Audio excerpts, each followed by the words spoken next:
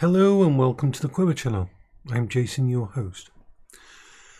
We're going to talk about my autism assessment report. Now, these reports are confidential, so I will be generalizing when we talk about it. This is what you get, whether you are classed as autistic or not, after going through the stages of what you have to go through. It's a very detailed report. To start with, it just lists who you are, your age, ethnicity, date of birth, gender, NHS number, all these kind of things, assessment dates, the people who assessed you and their qualifications, who provided the referral, and so on. And it goes through explaining the basics of autism as a developmental condition and for a diagnosis to be made, assessors have to be confident that sufficient traits have been presented across an individual's lifespan. And this is important because autism isn't something that just pops up like a cold or anything like that, or PTSD or anything like that, or even any kind of things like that. It is a lifespan difference. It will always change. That's why it's always so important for them to know about your past, about your childhood, and that kind of thing. It helps them to see the full period. Now, thankfully, even though my mum has end-stage dementia and I'm not really close to anybody from my past, there was enough anecdotal and there was enough reports from my school and all these things that completely almost black and white said autism here. And during the assessment they ask you so many questions, and if there's anything more they need to know, they'll ask you in emails, and you'll have to do written stuff and so on. It might sound daunting, but they do it in a way that is very, very comfortable, and very much you're helping yourself by doing this. They're not judging you, they just want you to talk. Like I've said before, be yourself, don't hold it in. Tell them about all your special interests, all the things that interest you in that. It's the time for you to let yourself just be in. You aren't in a situation where you've got to hold it back. You aren't out in a situation where you're trying to be seen as normal. This is where you just be yourself. So it'll say how many screening questionnaires and things and that.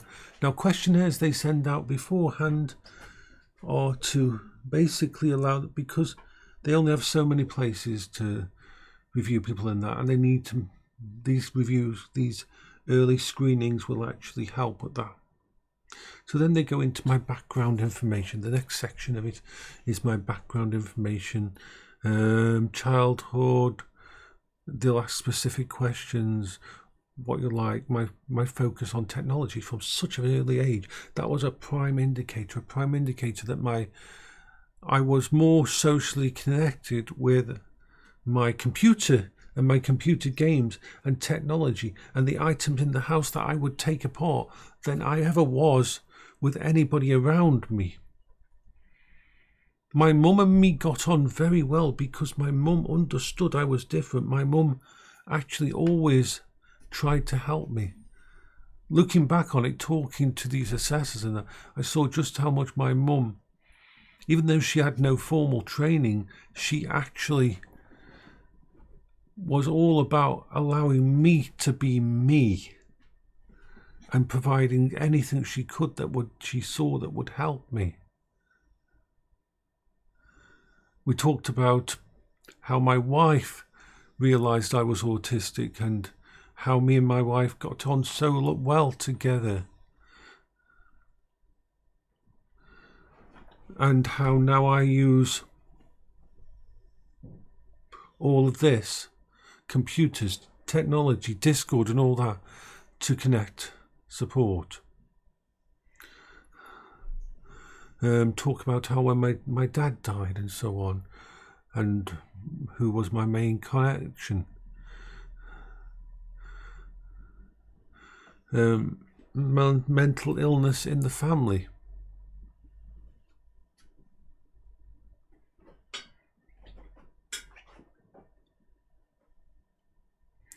About things like when I got together with Paola, how even my own friends warned her off and said, he's weird, he's strange.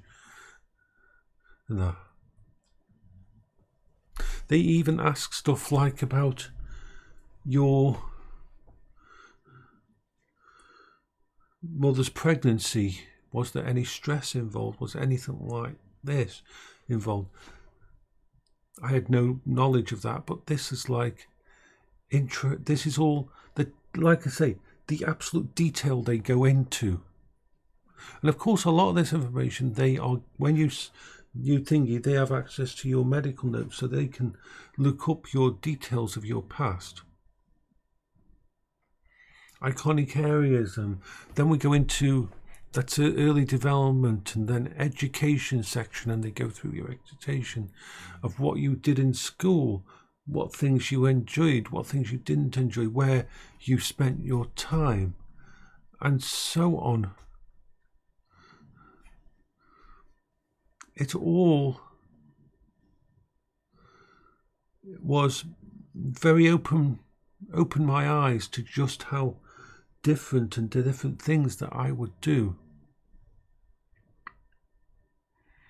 My experience with classmates, if there was anything specific, all this you go through in the assessment, all of it helps build this picture of your entire lifespan so that it can make a judgment. And there's two people assessing you usually, maybe more, but with mine it was two, and one was a behavioural specialist, I believe. Let me just check. One was a mental health practitioner, and the other was a speech and language therapist. And of course, the speech and language therapist was just sitting back at the sides. She was more just observing how you were speaking, what you were doing, how you're reacting, and how you were answering questions, and that, to give signs of all these things that build up this picture. So then you go into the education, and they talk about everything that you've gone through, and that's why they set aside, it's like a 3-hour, 4-hour main assessment, and it's got a break in the middle so that you don't wear yourself out too much, because it is a lot to go through, and you're bringing up lots of stuff from your past, and some can be positive, some can be negative, but you are having to go through all of that. And then after education, they go on to, of course, early education, college, university, then on to employment and the kind of places I was involved with, and how I isolated myself and tried to do shift work and that, away from everybody. Physical and mental health, they go into that. And then down to daily living skills and executive functioning, how I managed to cope, or my coping strategies.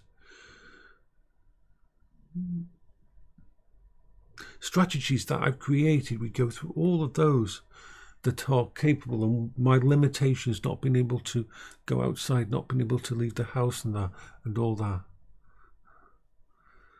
Then we go on to the clinical assessment, which is like,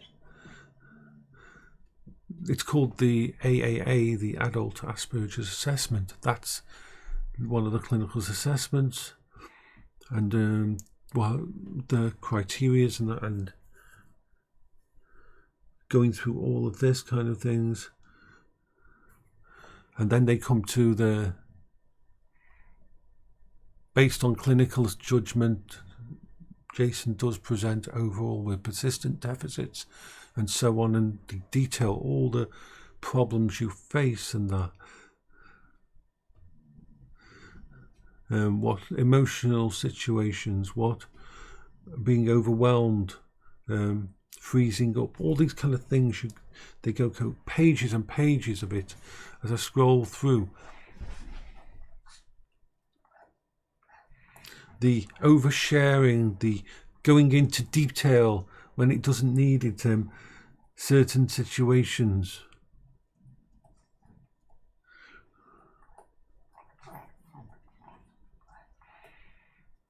Repeated things and so on and so forth, all very detailed, going through it all.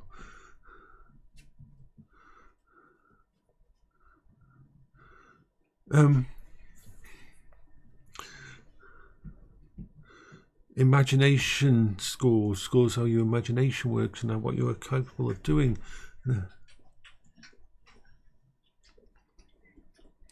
Social interaction with others. Restrictive repetitive patterns of behavior, interests and or activities. Yeah, and then you start go. That's part B, and then you go all the details, all the things that I do that I like to do, like my fidget toys, my Linus Tech Tips screwdriver, and all those kind of things. All this kind of thing. It covers all this bit of it when I hold this and do that and do all this kind of thing and things like that. And then they go back into looking into what I did as a child and so on and how it affected me then. It is very, very detailed. The way thinking in black, about things in black and white. And all the time, both people who have been part of this report are actually there watching and looking for signs of things that you won't pick up yourself about how you are.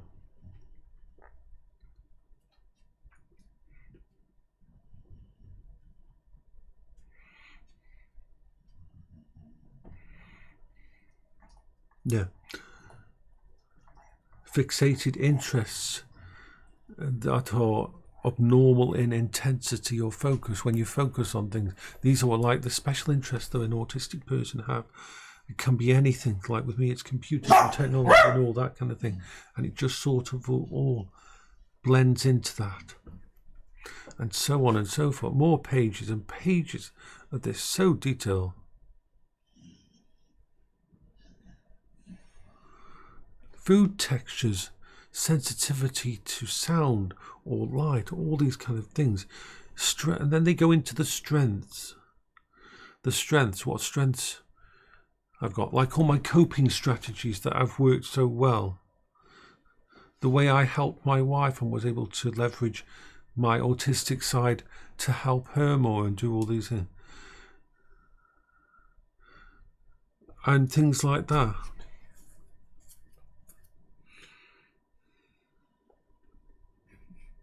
And at the final line they say about me, the assessors found Jason to be engaging and honest during the post-assessment and feel that he will be a good advocate in the autistic community by sharing his experiences, which is what I do. And then the diagnostic outcome.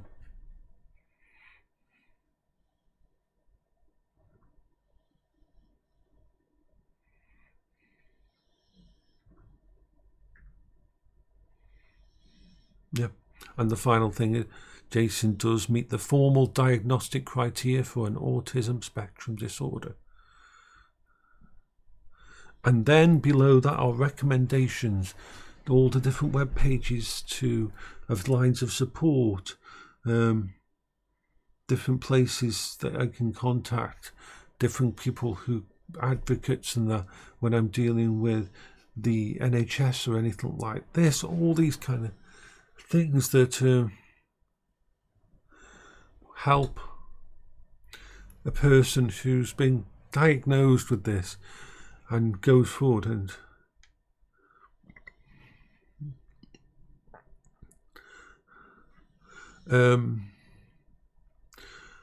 the crisis care centre phone number in case, and the anxiety things to help with.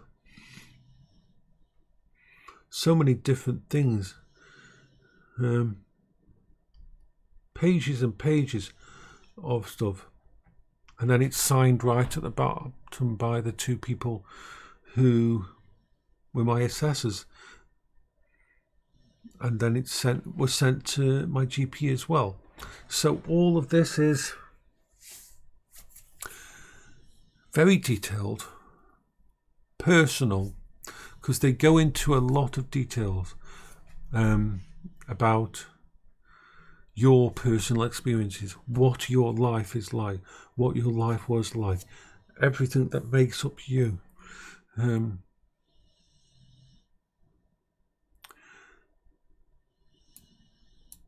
It's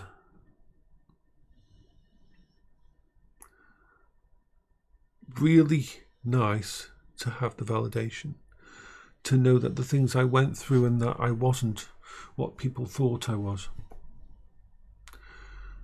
And this all just helps in the long run.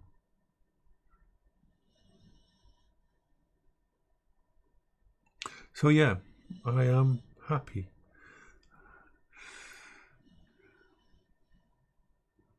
So yeah, if anybody's ever going to go through with an assessment like this, be patient and be yourself. Every single thing they ask you, every single thing that they will be for the reason of them building up a picture. They're not judging you. They're not going to thingy. They need to build up a picture of your whole lifespan, who you are, how this has affected you, and what has gone on, so that they can make this judgment.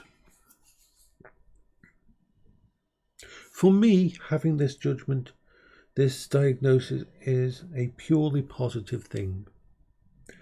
It has been such a fight my entire life. Every job I tried to do, when I went to college, when I went to university, everything I tried to do, and everything I couldn't succeed at, we now know why. Every report card where every time they said I was lazy and said I was just being immature and that, they never asked why. They never asked me why. They never tried to figure out what was causing this, because I was not lazy. I would spend 8 hours at a time taking apart a motorbike or a radio or equipment and rebuilding it and learning all the technology and the mechanics and how it all worked. That isn't a lazy person.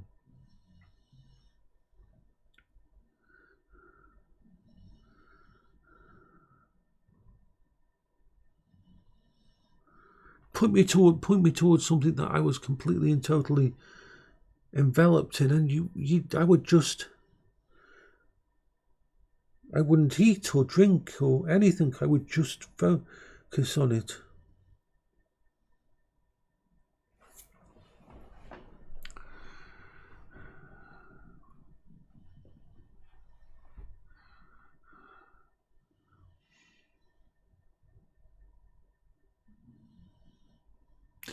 Maybe when I was younger, if this assessment had come in when I was in my 20s, or that, I would have been prepared and helped through certain situations.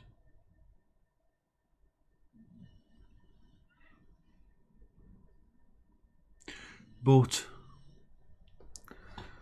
now it is a validation, and now I can say I am autistic, and I can do videos and advise other people. Although I will always say this, every single person with autism is unique. This is why they don't label you as a specific one anymore, because everybody is unique.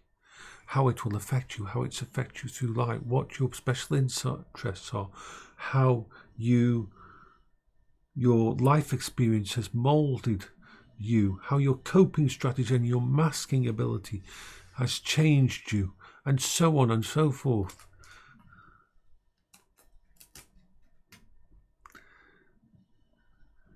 It matters. It really does matter.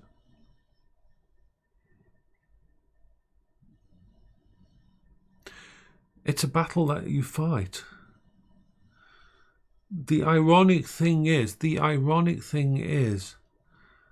that the fact that I was able to get C's and D's and sometimes even B's in my exams at school, the fact that I was able to actually get to school and stay at school, the fact that I managed to not completely shut down and give up, meant I was working 10 times harder than any normal student.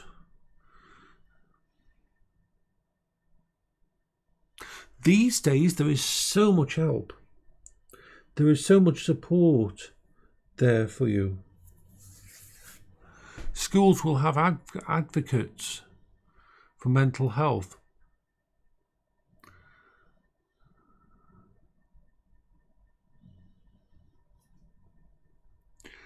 And it's a sad reminder of what was like in the 70s and 80s, and how all of my teachers dismissed me as if I was something to be discarded because I didn't make, as far as they were concerned, I wasn't making enough effort. We now know that I was.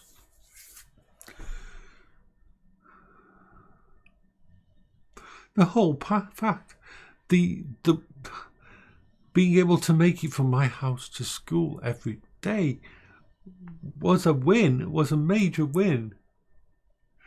I remember even then using coping strategies because walking to school was boring. Walking to school was scary. There were people. There was people. I didn't know.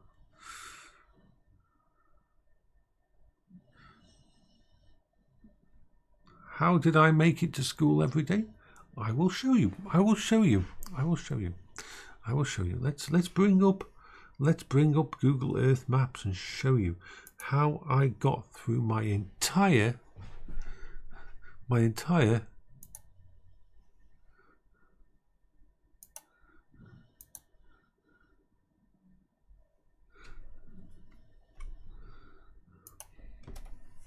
so let's Google Maps. Where are you? Let's bring up Google Maps and I'll share it once I've got it set up. Layers. Right, let's go. We want to go. Ooh, not there. I have no idea where that is. That's not where I am. That's where. There. That's where I am. Let's go here.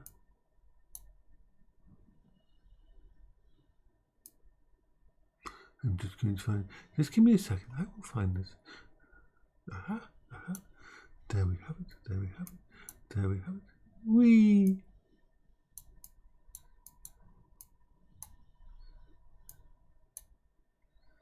Right.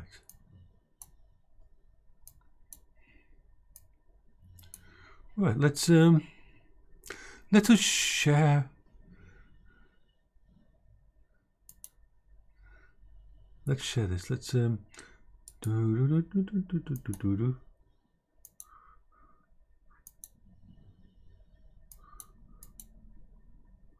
Right.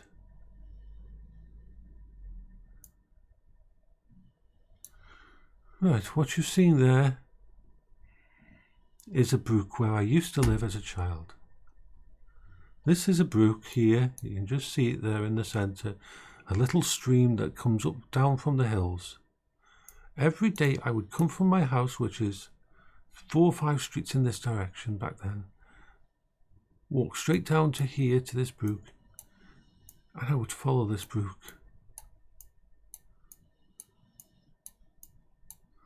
along here, past this bridge. I would go into the forest area here. I would follow it around, all the way around, all the way around, avoiding all the people, just following the brook all the way around, all the way around, all the way down here inside the forest, following this brook all the way. Sometimes I'd drop it, I'd have a little boat or something that I'd make and put in the water and follow it down the stream. So across here, it still keeps going, that place does, because now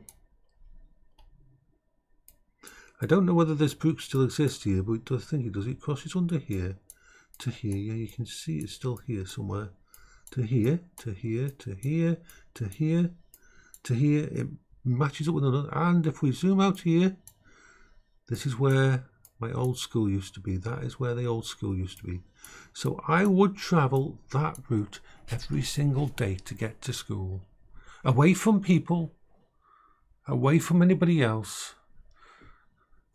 And it was the only way I could make it to school. And then during the day, if I wasn't in, when it was break, I would either spend my time in the computer labs, and if the computer labs and the metalwork labs were closed, then I would hide. I would go up on top of this hillside here, behind these used to be the tennis courts for the school, up here, around here, at the back end of here, away from everyone again, away from everybody, keeping myself to myself, because I didn't understand people, and people didn't. That's what I had to do every day to get to school. This wasn't a leisurely walk for me. This wasn't a thing. This was, I was going somewhere where there were people that I didn't understand, places that I didn't understand. I could not understand all of the things and how people interacted. So yes, I have shared some of what I dealt with. So bye bye for now.